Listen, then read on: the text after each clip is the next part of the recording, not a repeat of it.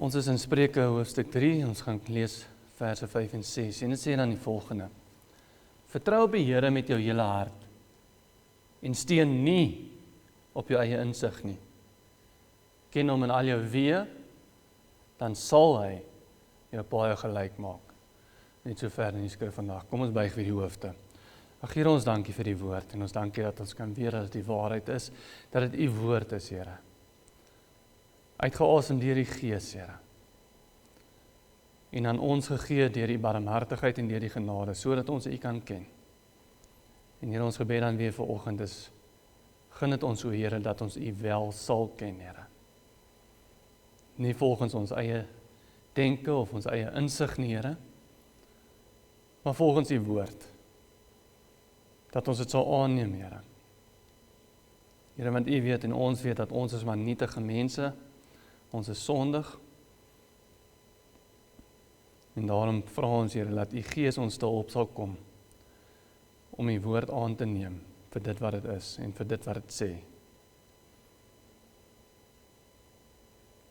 Here, dit is ons gebed in hierdie oggend. Lei ons asseblief, Here, deur die krag van die Gees, waar sonder ons u nie kan ken nie, en sonder wie ons u nie kan volg nie. Wees ons genadig, o Heer. In u naam alleen vra ons dit. Amen. Nou, ons het laasweek gekyk na verse 3 en 4 van hoofstuk 3, en hoe ons die liefde, of althans die verbondsliefde, soos dit behoort te vertaal te word, nie moet verlaat nie, maar dit om die halsbind en op die tafels van ons hart moet skryf, soos die vorige verse vir ons geleer het. Want soos ons gesien het, God handel nog altyd met die mensdom deur middel van verbonde. En wanneer ons binne God se verbond bly en daardie verbondsliefde bewaar, dan kan ons nie anders as om God se genade en sy seën te ervaar en te ontvang nie. Indien Adam hulle binne die werkverbond gebly het, wat die Here met hom gesluit het, en die verbondsliefde nie verlaat het nie, dan sou hulle vir ewig gelewe het. Hulle sou veilig gewees het, hulle sou die seën van die Here ervaar het vir die res van hulle lewens, wat vir ewig sou aanhou. Abraham en sy nageslag het weer die genade van die Here ontvang binne die verbond, wat die Here met hom gesluit het. En daar was ook genade en beskerming vir die Israeliete binne die verbond, wat die Here met Moses gesluit het. En so is daar ook genade vir ons binne die nuwe verbond, of althans binne die genadeverbond, solank die verbondsliefde en trou jou nie verlaat nie, maar jy dit om die hals bind en jy dit op die tafels van jou hart skryf.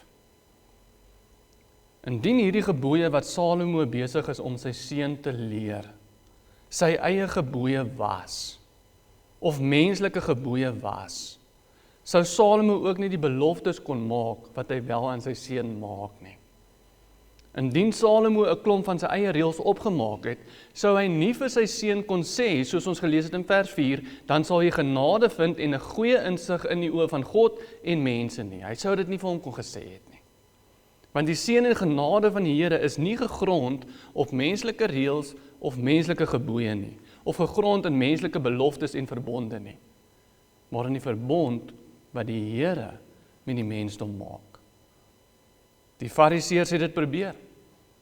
Hulle het baie reëls en gebooie gehad, maar hulle het nie die genade van die Here gevind nie. Inteendeel, al hulle wette het bloot net gemaak dat die toorn van die Here teen hulle ontvlam het.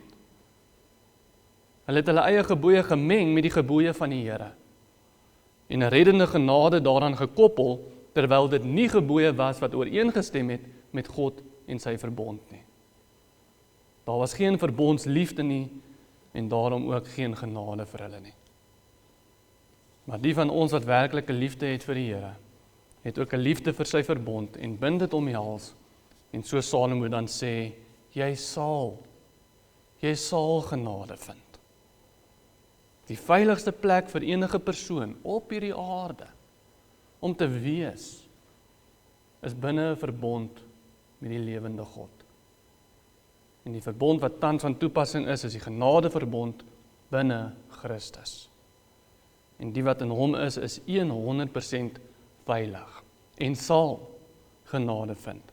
Want soos Paulus sê in Romeine 8 vers 1, daar is dan nou geen veroordeling vir die wat in Christus Jesus is nie. Jy is 100% veilig, solank jy in Christus Jesus is. Maar ons sien dan, dat dit nie Salomo se gebooie is nie, maar die Here en sy verbond, wat die voorwerp is van die verbondsliefde. Want Salomo gaan dan aan om te sê in vers 5, vertrou op die Here. Menende, dit is nie sy gebooie waarvan hy gepraat het nie. Dis die verbond van die Here waarvan hy gepraat het. Die Here is die onderwerp. Vertrou op die Here met jou hele hart en steun nie op jou eie insig nie. Nou hierdie is makliker gesê as gedaan, aangesien die mensdom onder die indruk is, dat ons geen insig tekort kom nie. Inteendeel, die wêreld beloon ons vir wêreldse insig, maar verafskuw weer die persoon wat eerder op die Here vertrou. Maar terwyl die wêreld menslike insig beloon en neerkyk op goddelike vertroue, is die groter probleem nie die invloed van buite nie, maar ons eie sondige natuur. Want die geleerde persoon wil seker maak, almal weet van sy geleerdheid, en dat hy oor baie insig beskik. En die ongeleerde persoon kan weer nie help om voor te gee, dat hy oor baie insig beskik nie, selfs al het hy nie. Beide gevalle is gegrond in ons trots, om aansien in menslike oë te vind, en die goedkeuring van mense te kry. Maar wat vereis hierdie skrif van ons?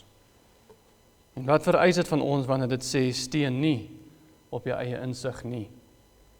Dit vereis 'n absolute nederigheid. Want sodra ons nie meer op ons eie insig staat maak nie, beteken dit ook, dat ons nie meer enige eer gaan kry vir enige insig wat ons het nie. Sodra ons nie meer op ons eie insig staat maak nie, beteken dit ook, ons gaan nie meer die eer kry daarvoor, wanneer daar wel insig is nie. Die persoon wat in sy eie oë insig het, sowel as die persoon wat maak asof hy insig het, moet beide hulle trots opgee en sê, ek gaan nie meer steun op my eie insig nie. Wat ook beteken, dat hoe my lewe ook al uitdraai, en hoe suksesvol ek mag wees, of hoeveel sukses ek mag behaal, of hoe goed dit ook al met my gaan, maar veral hoe goed ek die Bybel en God verstaan, gaan ek nie meer die eer voor kan kry nie. Niks wat goed gaan in ons lewens, niks wat ons bereik nie, maar veral dit wat ons glo van die Here en dit wat ons weet van die Here en die insig wat ons kry oor die Here, gaan ons nie meer in kan roem nie. Want dit is nie ons eie insig nie. Dit vereis 'n absolute nederigheid. Beide die persoon wat 3 doktersgrade het, en die persoon wat ongeletterd is en wat nie kan lees en skryf nie, moet saam dwaase kan wees. Want nie een van die twee moet steun op hulle eie insig nie, of maak asof hulle eie insig het nie. En daarom sê Paulus ook in 1 Korintiërs 3 vers 18 tot 20, laat niemand homself mislei nie. As iemand meen dat hy wys is onder julle in hierdie wêreld, laat hom dwaas word, sodat hy wys kan word. Want die wysheid van hierdie wêreld is dwaasheid by God, want daar is geskrywe, hy wat die wyse mense in hulle listigheid vang, en verder, die Here ken die gedagtes van die wyse mense, dat dit nietig is. En Paulus haal Psalm 94 vers 11 hierso aan, wat sê, die Here ken die gedagtes van die mense, dat hulle nietigheid is. Maar dan sien ons die kontras hiervan in die volgende vers van Psalm 94, wat sê, welgeluksalig is die man, o Here, wat u onderrig, en wat u leer uit u wet. Menende die persoon wat nie steun op sy eie insig nie, maar wat geleer word deur die Here uit sy wet. En wat ons ook verder kan oplet uit hierdie psalm wat Paulus aanhaal, is dat dit die Here is wat onderrig. En dit is die Here wat ons leer uit sy wet. Wat dan beteken, moenie eers steun op jou eie insig, om die insig van die Here te kry nie. Moenie eers steun op jou eie insig, om insig van die Here te kry nie. Inteendeel, moet veral nie steun op jou eie insig, om die insig van die Here te kry nie. en om hom te verstaan nie. Want dit sê nie, welgeluksalig is die man wat homself leer wie die Here is nie. Dis nie wat die Psalm sê wat Paulus besig is om aan te haal nie. Dit sê nie welgeluksalig is die man wat homself leer wie die Here is nie. Nee, dit sê welgeluksalig is die man, o Here, wat U onderrig en wat U leer uit die wet. Maar dit is presies wat baie mense doen. Naamlik, hulle probeer deur hulle eie menslike wysheid en hulle eie menslike insig die Here en sy woord te verstaan. En dan kan hulle ook roem daarin kry wanneer hulle doen, of wanneer hulle dink hulle doen ten minste. Maar selfs al probeer jy om te verstaan wie die Here is en wat sy woord van ons verwag, maar jy gebruik jou eie insig en maak staat op jou eie vermoëns om die Here te verstaan, beteken dit nog steeds, jy steun op jou eie insig. As jy steun op jou eie insig om te verstaan wie die Here is, jy steun nog steeds op jou eie insig, wat die woord sê ons nie moet doen nie. En dit beteken nog steeds, jy het iets om in te roem, want dan is dit mos nou jy, wat die Here aan jouself geopenbaar het. Byvoorbeeld, baie gelowiges sal sê, ek lees my Bybel, en my Bybel sê, die Here sal nooit enigiemand wegwys nie. Daar sal altyd bekering wees vir almal. Die Here gee vir almal eweveel geleentheid om tot bekering te kom. En dit sal onregverdig wees van die Here om dit nie te doen nie. Maar so stel mense hulle self aan as die morele regter oor wat God mag doen en oor wat God nie mag doen nie. Hoekom? Want hulle maak staat op hulle eie insig, om insig oor die Here te verkry. Maar leer die Bybel ons werklik dat die Here nooit enigiemand sal wegwys nie? Leer die Bybel dit vir ons? Nee. Ons het nou gelees in Spreuke 1 vers 27 en 28, die Here sê, as julle verskrikking kom soos 'n onweer en julle ondergang soos 'n stormwind aankom, as benoudheid en angs julle oorval, dan sal hulle na my roep, maar ek sal nie antwoord nie. Die Here wys hulle weg. Ek sal hulle nie antwoord nie. Hulle sal my soek, maar my nie vind nie. Leer die Bybel ons werklik dat daar bekering sal wees vir almal? En dat daar eweveel geleentheid gegee sal word vir almal om tot bekering te kom? Nee. Was dit nie die Here self wat Farao se hart verhard het nie? Het die Here in die geheim duim vasgehou dat Farao eintlik tot bekering sal kom? Nee. Inteendeel. God het sy hart verhard. Hy is die een wat dit gedoen het. Juis om homself te verheerlik. Ons lees in Eksodus 9 vers 12, maar die Here het Farao se hart verhard, sodat hy nie na hulle geluister het nie, soos die Here aan Moses gesê het. Dis die Here wat dit gedoen het. Ook Eksodus 7 vers 3 tot 5 wat sê, en ek, God, sal Farao se hart verhard en my tekens en wonders in Egipte land vermenigvuldig, maar Farao sal na julle nie luister nie, en ek sal my hand op Egipte lê en my leerskare, my volk, die kinders van Israel, deur groot strafgerigte uit Egipte land uitlei, dan sal die Egiptenaars weet dat ek die Here is.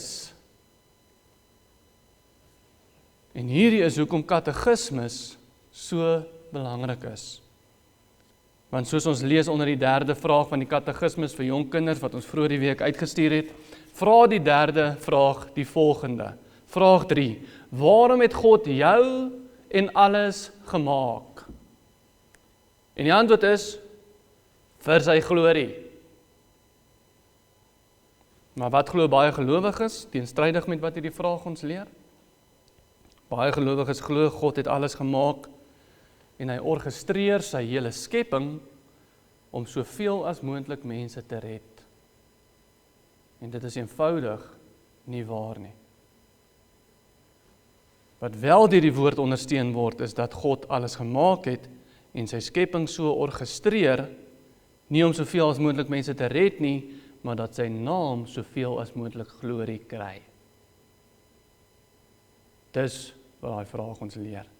En nie net daai vraag nie, die Bybel. En as dit beteken dat hy Farao se hart sal verhard, sodat die hele Egipte kan sien, dat hy alleen die Here is, dan is dit goed en reg om dit te doen, want dan is die skepping juis besig om sy doel te dien, naamlik om die naam van die Here te verheerlik.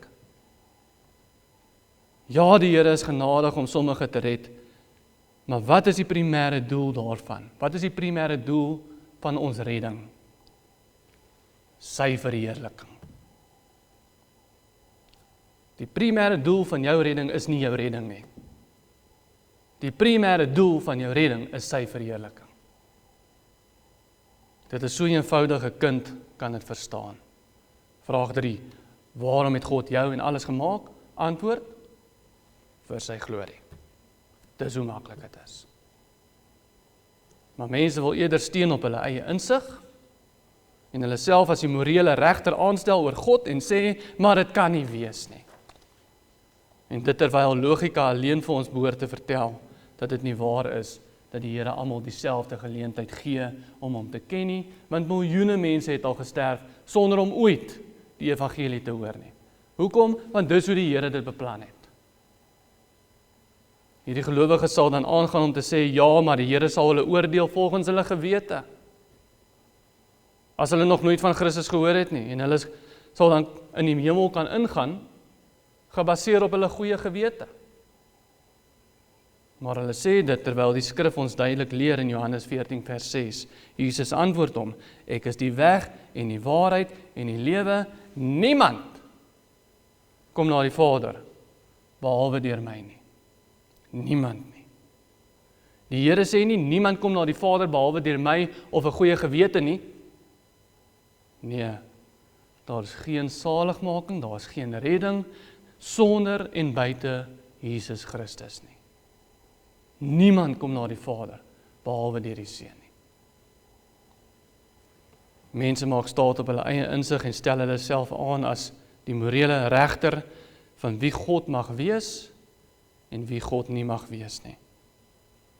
Ons sien dit ook in Romeine 9, waar Paulus die uitverkiesing verduidelik. Paulus sê in verse 11 tot 13 van Jakob en Esau die volgende, want toe die kinders nog nie gebore was, en nog geen goed of kwaad gedoen het nie, dat die voorneme van God volgens die verkiesing kon bly staan, nie uit die werke nie, maar uit hom wat roep, is vir haar gesê, die oudste sal die jongste dien, soos geskrywe is, Jakob het ek lief gehad, en Esau het ek gehaat. Wanneer was dit besluit? Nog voor hulle eers gebore was, sê Paulus. Nog voor hulle eers goed of kwaad gedoen het. Met ander woorde, dit was nie gebaseer op hulle aksies nie, of hulle goeie lewens nie, of hulle goeie gewetes nie. Nee, nog voor dit gebeur het. Nog voor hulle eers gebore was, en nog voor hulle goed en kwaad gedoen het. En dan gaan Paulus aan om die mense te verteenwoordig in hierdie gesprek, wat op hulle eie insig wil staatmaak. En hulle self as morele regters oor God wil aanstel, waar hy dan sê, en hulle verteenwoordig in vers 14 van hoofstuk 9 van Romeine, wat sou ons dan sê, is daar miskien dan onreg by God? Nee, stellig nie, sê Paulus. Want aan Moses sê hy, ek sal barmhartig wees oor wie ek barmhartig wil wees. En my ontferm oor wie ek my wil ontferm. So hang dit dan nie af van die een wat wil of van die een wat loop nie, met ander woorde jy wat jou eie wilskrag uitoefen nie, maar van God, wat barmhartig is. Want die skrif sê aan Farao, juis hiervoor het ek jou laat optree, dat ek in jou my krag kan toon, en dat my naam verkondig kan word op die hele aarde. So is hy dan barmhartig oor wie hy wil, en hy verhard wie hy wil. En dan kom Paulus weer en verteenwoordig die mense wat op hulle eie insig wil staatmaak. En hy sê dan in vers 19, jy sal dan vir my sê, waarom verwyd hy dan nog? Want wie kan sy wil weerstaan? Met ander woorde, as God al hierdie dinge besluit, en hy gee nie vir almal eweveel geleentheid nie, maar hy is die een wat kies, hoe is dit dan regverdig? En soos ons dan lees in vers 20, al wat Paulus kan antwoord is, maar tog o mens, wie is jy wat teen God antwoord? Die maaksel kan tog nie vir die maker sê, waarom het u my so gemaak nie? Of het die pottebakker nie mag oor die klei, om uit dieselfde klomp die een voorwerp tot eer en die ander tot oneer te maak nie. het hy nie die mag en die reg om dit te doen nie. Mense steun op hulle eie insig, nie noodwendig omdat hulle slim wil wees nie, maar omdat hulle God haat. Hulle haat hom. Hulle wil hulle self as die morele regter oor hom aanstel.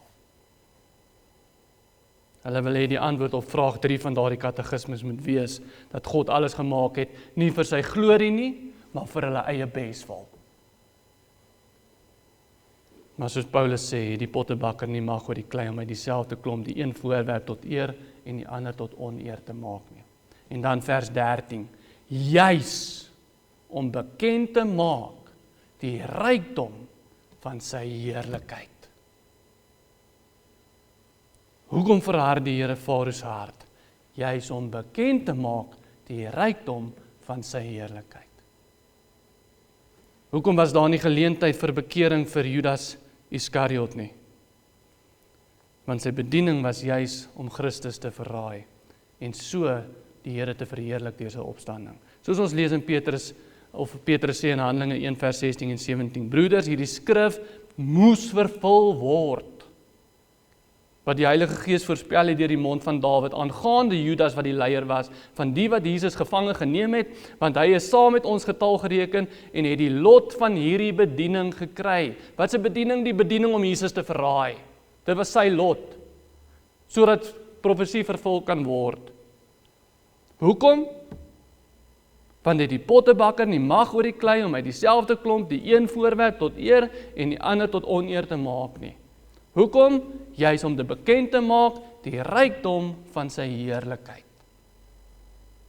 Handelinge 4 vers 27 tot 28, van waarlik Herodes en Pontius Pilatus het saam met heidene en die volk van Israel vergader teen u heilige kind Jesus, wat u gesalf het om alles te doen wat u hand en u raad vooruit bepaal het om plaas te vind. Hoekom kan die Here dit doen? Juis om bekend te maak die rykdom van sy heerlikheid. Vraag 3. Waarom het God jou en alles gemaak? Antwoord, vir sy glorie. Mense steun op hulle eie insig want hulle haat God. En volgens hulle insig moet die Here wees wie hulle wil hê hy moet wees, en hulle wil hy mag en insig hê oor hulle eie lot in die lewe en oor wie God mag wees en wie hy nie mag wees nie. Maar ons skrif sê, vertrou op die Here met jou hele hart en steun nie op jou eie insig nie. Hoekom nie? Want jy het geen insig nie. En jy het geen vermoëns om die Here te volg of om hom te ken volgens jou eie insig en jou eie vermoëns en denkkrag nie. Johannes 15 vers 5 sê, ek is die wynstok, julle die lote, wie in my bly en ek in hom, hy dra veel vrug, want sonder my kan julle niks doen nie. Jy kan nie vrug dra sonder Christus nie, en dit sluit jou eie insig en werke in, om te verstaan wie die Here werklik is. Ons kan niks bereik, ons kan niks doen, ons kan niks behaal, en niks van God weet, wat van enige waarde is, indien dit uit ons eie insig en uit ons eie krag is nie. Die skrif sê, Jeremia 17 vers 9, bedrieglik is die hart bo alle dinge. Ja, verdorwe is dit. Wie kan dit ken? 1 Korintiërs 2 vers 14, maar die natuurlike mens neem die dinge van die Gees van God nie aan nie, want dit is vir hom dwaasheid en hy kan dit nie verstaan nie. Daar is nie insig nie. Romeine 8 vers 6 tot 8, want wat die vlees bedink is die dood, maar wat die Gees bedink is lewe en vrede, omdat wat die vlees bedink, met ander woorde eie insig, vyandskap teen God is, want dit onderwerp hom nie aan die wet van God nie, want dit kan ook nie. En die wat in die vlees is, weer eens in eie insig lewe, kan God nie behaag nie. Jy kan dit nie doen nie. Romeine 3 vers 11, daar is niemand wat verstandig is nie, daar is niemand wat God soek nie. Maar dit is presies die geval met mense wat op hulle eie insig staat maak. Hulle dink hulle soek God, maar hulle formuleer 'n God wat aan hulle eie behoeftes voorsien. en oor wie hulle ook as morele regter kan optree. Hulle dink hulle eie insig lei hulle na God, maar besef nie dat die hart bedrieglik is oor alle dinge nie.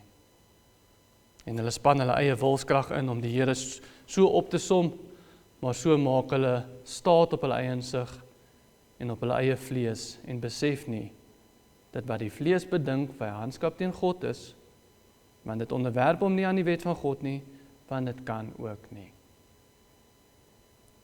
En baie mense wat hulle self gelowiges noem sal sê, ja, ek verstaan hoe nietig ek is. En ek verstaan ek is sondig en ek verstaan dat ek is stof en as. Maar ek kan nog steeds die Here kies, want ek kan hom deur my eie insig verstaan. En omdat ek hom verstaan, kan ek hom ook kies. Maar jy is 'n absolute dwaas. Want wat ons van onsself moet verstaan, is dat ons nie God kan verstaan nie. En dat jy nie op jou eie insig kan staatmaak om die regte God te kies en die ware God te volg, volgens jou eie insig nie. Jy het nie daai vermoë nie. Vertrou op die Here met jou hele hart en steun nie op jou eie insig nie. Selfs wanneer dit kom oor ons verstaan van wie God is. En veral wanneer dit kom by ons verstaan van wie God is. Moenie steun op jou eie insig nie. Ons probleem is nie noodwendig dat ons eie insig wil gebruik in wêreldse affære nie. Dit is nie ons probleem nie. Ons probleem is ons wil die Here probeer verstaan uit ons eie insig en ons wil hom volg volgens ons eie insig. En wanneer ons iets nie verstaan nie, dan doen ons dit bloot net nie. Nie omdat die woord dit nie sê nie, maar omdat ons dit nie verstaan nie. En ander kere lees ons weer die woord en dit is baie maklik om te verstaan wat die woord sê, maar dit klop nie met ons eie insig nie. En dan sal ons eerder op ons eie insig staat maak as om te doen wat die woord so ooglopend vir ons sê om wel te doen. Maar soos Matteus 6 vers 33 ons leer, maar soek eers die koninkryk van God en sy geregtigheid. En al die dinge sal vir julle bygevoeg word. Psalm 37 vers 3 tot 5. Vertrou op die Here. En doen wat goed is, bewoon die aarde en beoefen getrouheid en verlustig jou in die Here, dan sal hy jou gee die begeertes van jou hart. Laat jou weg aan die Here oor. En vertrou op hom. En hy sal dit uitvoer. Vertroue beteken nie jy moet saamstem nie. Op jou eie insig nie. Omdat jy dit kan verstaan nie. Vertroue beteken nie jy moet saamstem nie. En vertroue beteken nie jy moet dit verstaan nie. Vertroue beteken ongeag of jy dit verstaan en ongeag of jy saamstem, jy doen dit nog steeds as gevolg van die persoon wat dit sê. En in ons geval is dit die God van die heelal. Weereens 1 Korintiërs 3 vers 18 tot 20. Laat niemand homself mislei nie. As iemand meen dat hy wys is onder julle in hierdie wêreld, laat hom dwaas word, sodat hy wys kan word. Want die wysheid van hierdie wêreld is dwaasheid by God. Want daar is geskrywe, hy wat die wyse mense in hulle lustigheid vang, en verder die Here ken die gedagtes van die wyse mense, dat dit nietigheid is. En wanneer ons teks dan sê, vertrou op die Here met jou hele hart, en steun nie op jou eie insig nie, beteken dit nie, jy kombineer die wysheid van die wêreld met die wysheid van God se woord nie. Nee. Korintiërs sê nie sekere van die wysheid van hierdie wêreld is dwaasheid by God nie. Dit sê nie die sekere van dit is dwaasheid by die Here nie. Nee, dit maak 'n baie duidelike stelling. Naamlik, die wysheid van hierdie wêreld is dwaasheid by God. Punt. En dit sluit niks uit nie. En daarom is dit noodsaaklik om te vertrou op die Here met jou hele hart, want jy kan geensins vertrou op die wysheid van hierdie wêreld nie, en jy kan geensins vertrou op jou eie insig nie. Moenie. Vertrou op die Here met jou hele hart, en steun nie op jou eie insig nie.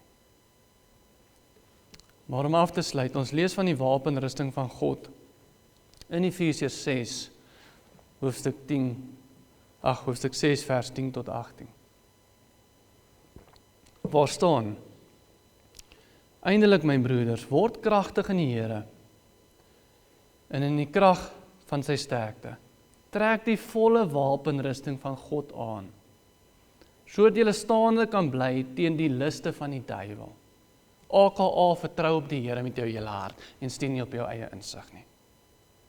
Want ons worstelstryd is nie teen vlees en bloed nie, maar teen die owerhede, teen die magte, teen die wêreldheersers van die duisternis, van hierdie eeu, teen die bose geeste in die lig. Daarom, neem die volle wapenrusting van God op, sodat julle weerstand kan bied in die dag van onheil en, nadat julle alles volbring het, staande kan bly. Staan dan vas, hier kom die wapenrusting, staan dan vas, julle lendene met die waarheid omgord. Wat se waarheid? Die waarheid van God se woord en nie jou eie insig nie. Met die borswapen van die geregtigheid aan. Wat se geregtigheid? Die geregtigheid wat jy nie in wêreldse wysheid gaan kry nie, of in jou eie insig gaan kry nie. En as skoene, vers 15, aan julle voete die bereidheid vir die evangelie van vrede. Wat is die evangelie van vrede? Die vrede wat die wêreld ons bied? Nee. Die vrede van die evangelie waar ons vertrou op die Here met ons hele hart en nie op ons eie insig steun nie. Vers 16, behalwe dit alles, neem die skild van die geloof op, waarmee julle al die vuurige pyle van die bose sal kan uitblus. Wat 'n geloof, wat 'n vertroue. Nie in die wêreld nie, maar waar ons geloof en vertroue het op die Here met ons hele hart, waar ons nie steun op ons eie insig nie. Vers 17, en neem aan die helm van verlossing en die swaard van die Gees, dit is die woord van God, met ander woorde, nie die woord van mense of menslike insig nie. Terwyl julle met alle gebed en smeking by elke geleentheid bid in die Gees en jy is daartoe waak, met alle volharding en smeking vir al die heiliges. Met ander woorde, dit kom nie van onsself af nie, maar is 'n gawe van die Here en ons kry dit deur gebed alleen. Want dit kom nie uit onsself uit nie. Elkeen van hierdie beskermings, of elkeen van hierdie wapenuitrustings, indien ons wel veilig wil wees, maak 100% staat op die feit dat ons Spreuke 3 vers 5 doen. Naamlik, vertrou op die Here met jou hele hart en steun nie op jou eie insig nie. Want sodra ons dit nie doen nie, vou en verbrokkel elke enkele deel van hierdie wapenrusting. En as dit dan nou beteken dat jy al jou vriende verloor, of al jou aansien in die wêreld verloor, want jy het nou nie meer insig in die wêreld nie, of jou vriende hou nie van jou insig nie, wat 'n goddelike insig is, nie jou eie nie, omdat jy die borswapen van geregtigheid dra, of jouself omgord met die waarheid, of omdat jy staat maak op die swaard van die Gees, wat die woord van God is, omdat jy vertrou op die Here met jou hele hart, en nie op jou eie insig steun nie, wel dan het jy al jou vriende verloor, en al jou aansien in die wêreld verloor, op baie goeie terme. Jy het verloor op baie goeie terme. Jy kon hulle nie onder beter kondisies verloor het nie. Hoekom nie? Want geen ander weg, anders as die weg waar jy volkome op die Here vertrou, en nie op jou eie insig staat maak nie, sou jou paaie gelyk kon maak nie, ooit nie. Ken hom in al jou weë, dan sal hy jou paaie gelyk maak. Mag die Here ons dit dan gun, om hom in al ons weë te ken, nie op ons eie insig te steun nie, maar op hom te vertrou met ons hele hart. Amen. Kom ons sluit die oë. Here, ons dankie vir die woord, ons dankie vir die genade dat ons die woord kan hê, Here. Maar Here, ons is nietige mense, ons is stof en as. Ons steun so gereeld op ons eie insig, maar o Here, mag dit ver van ons af wees. Dat ons uit ons eie insig en ons eie vermoëns U te probeer bepaal wie U is en wie U mag wees en nie mag wees nie, Here. Maar gaan dit ons, Here, elkeen van ons, ongeag ons agtergrond, Here, om in nederigheid tot U te nader. Mag U ons leer wie U is. Mag U ons leer wat die wet vir ons sê, wat die gebooie is, Here. Sodat ons nie 'n God maak van ons eie denke en verbeelding, Here. Maar dat ons die God van die heelal sal aanbid. En Here, of ons dit nou verstaan en of ons saamstem of nie, gun dit ons, o Here, om vertroue in U te hê. Bloot net oor wie U is. En verander ons hart, Here, om op U te vertrou. En om te verstaan wie U is. Nie omdat ons dit verdien, Here, want ons doen nie, maar omdat U genadig is. Verander ons harte, o Heer. Lei ons om U te ken. En lei ons, o Heer, om nie op ons eie insig staat te maak nie, maar dat ons deur U geleer sal word. En dat dit wat U ons leer, dat ons dit sal aanneem. Dis ons gebed in hierdie oggend. Wees ons genadig, o Heer. In Jesus se naam vra ons dit. Amen. Amen. Ons kom nou by die doop.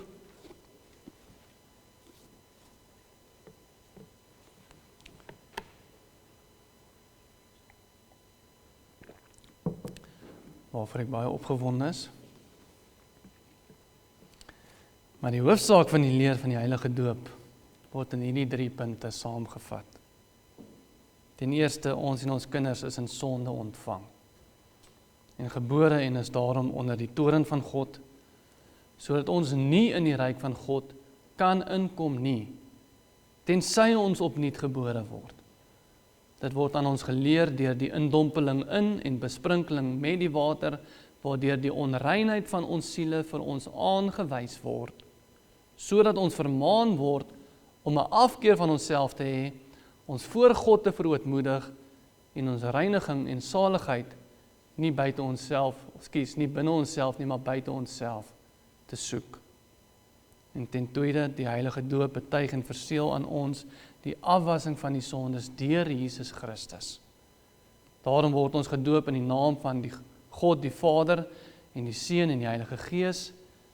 Want as ons in die naam van die Vader gedoop word, betuig en verseël die Vader aan ons dat hy 'n ewige genadeverbond met ons oprig. Ons tot sy kinders en erfgename aanneem en ons daarom met alle goeie dinge wil versorg en alle kwaad van ons wil afweer, tot ons bes wil beskik. En as ons in die naam van die Seun gedoop word, verseël die Seun aan ons, dat hy ons in sy bloed so van al ons sondes was, waarmee hy ons in sy dood en opstanding inlyf, dat ons van ons sondes verlos en voor God regverdig gereken kan word. Net so ook as ons in die naam van die Heilige Gees gedoop word, verseker die Heilige Gees ons deur hierdie heilige sakrament, dat hy in ons wil woon en ons tot lidmate van Christus wil heilig deur tot ons eiendom te maak wat ons in Christus het, naamlik die afwassing van ons sondes en die daaglikse vernuwing van ons lewe. Totdat ons eindelik onder die gemeente van die uitverkorenes in die ewige lewe vlekkeloos gestel sal word. Ten derde, omdat alle verbonde uit 2 dele bestaan, daarom word ons ook weer van Gods weë deur die doop vermaan en verplig tot 'n nuwe gehoorsaamheid. Ons moet naamlik hierdie enige God, Vader, Seun en Heilige Gees aanhang, vertrou en lief hê met ons hele hart, met ons hele siel, met ons hele verstand en met al ons kragte. Ons moet van die wêreld afsien, ons ou natuur doodmaak en 'n godvrugtige lewe lei. En as ons soms uit swakheid in sondes verval, moet ons nie aan die genade van God twyfel of in die sondes bly lê nie. Die doop is immers 'n seël en ontwyfelbare getuienis dat ons 'n ewige verbond met die lewende God het.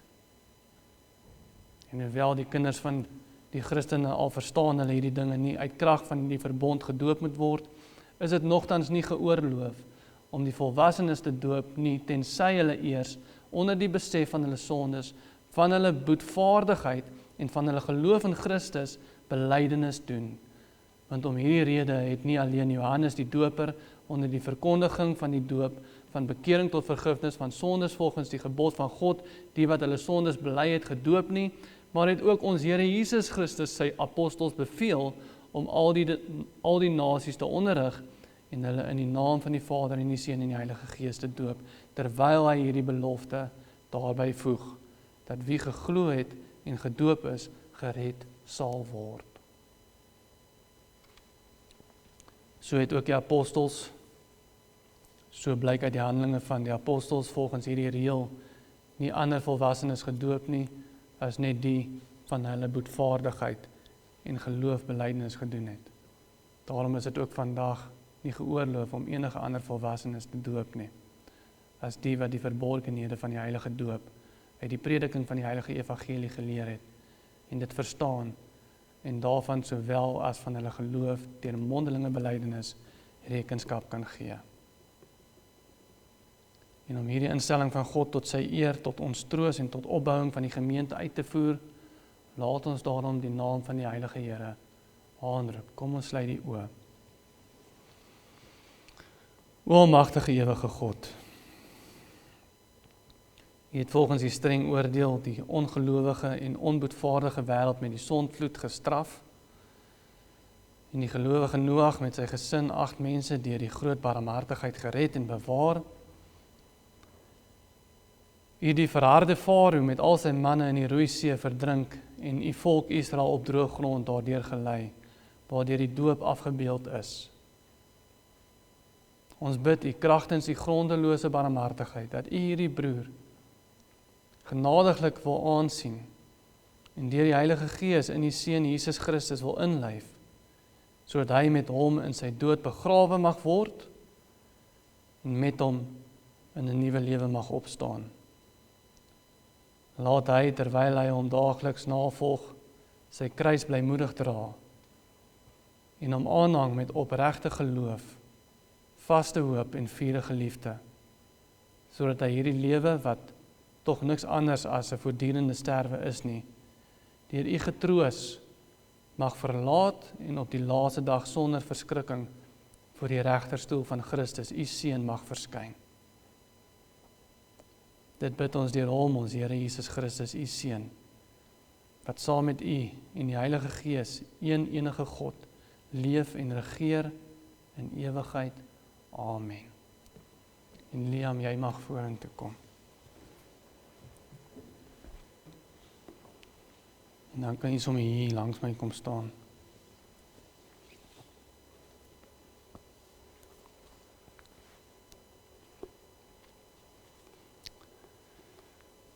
En ek gaan vir jou 'n paar vrae vra waarop jy dan moet antwoord. Maar U, Liam, vir U begeer ook om met die heilige doop gedoop te word, sodat dit vir jou 'n seël van die inlywing in die kerk van God kan wees. Dat dit kan blyk dat U nie alleen die Christelike geloof aanvaar, waarin U besonderlik deur ons onderrig is, maar dat U ook deur die genade van God U lewe daarvolgens wil inrig, moet U voor God en sy gemeente opreg hierop antwoord. Ten eerste, glo U in die enige ware God, onderskei in 3 persone, Vader, Seun en Heilige Gees, wat hemel en aarde en alles wat daarin is, uit niks geskep het, en nog so onderhou en regeer, dat niks in die hemel of op die aarde sonder sy goddelike wil gebeur nie. Wat is jou antwoord? Ten tweede, glo U dat U in sonde ontvang en gebore is, en daarom onder die toorn van God is, dat U van nature heeltemal onbekwaam tot enige goed is, en tot alle kwaad geneig is, dat U met gedagtes, woorde en dade die gebooie van die Here baie keer oortree het, en het u oor hierdie sondes van u van harte berou. En ten derde, glo u dat Jesus Christus, wat terselfdertyd ware en ewige God is en ware mens, wat sy menslike natuur uit die vlees en bloed van die maagd Maria aangeneem het, vir u deur God tot 'n saligmaker geskenk is, dat u deur hierdie geloof vergewing van die sondes in sy bloed ontvang, en dat u deur die krag van die Heilige Gees 'n lidmaat van Christus en van sy kerk geword het. Wat is jou antwoord?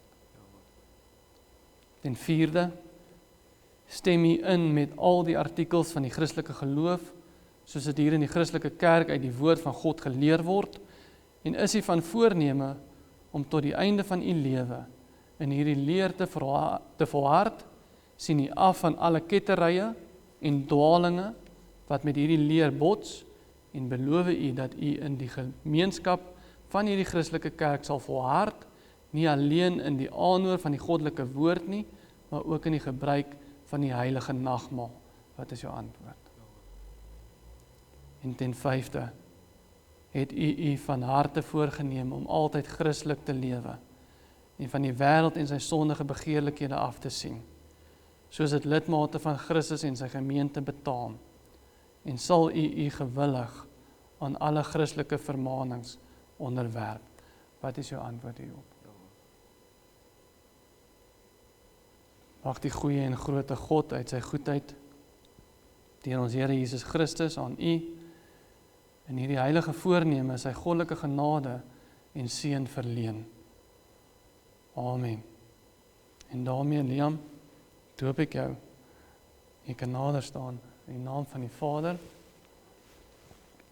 in die naam van die Seun, in die naam van die Heilige Gees.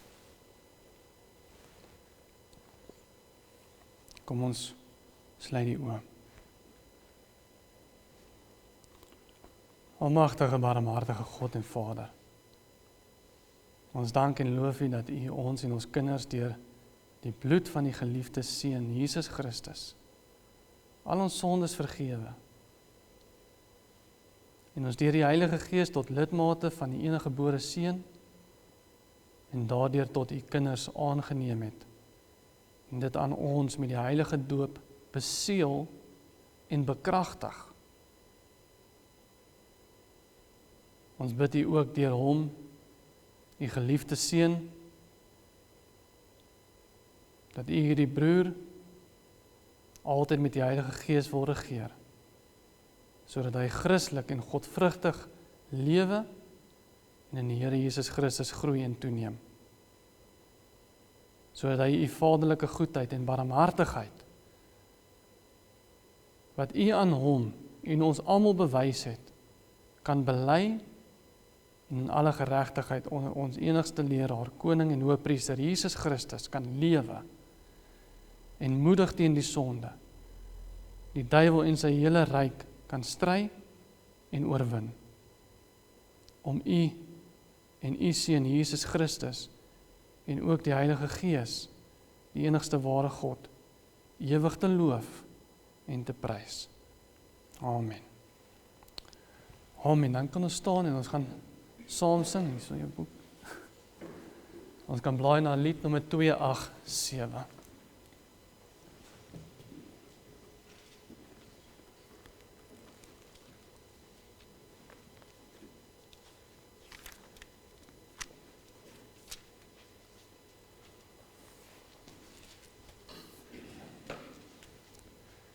En dan sing ons saam by u verbondsbeseeling, Heer.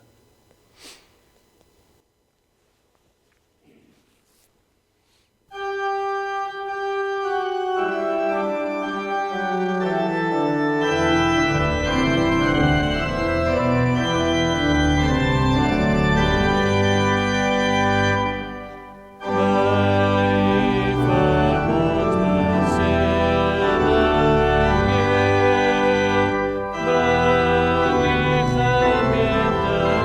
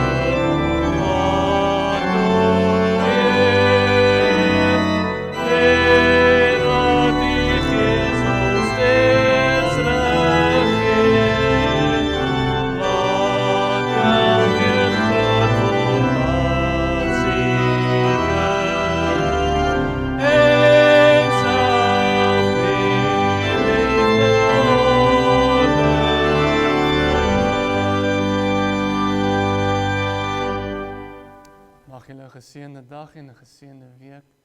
En natuurlik daar is 'n koffie en koek en baie geluk en welkom.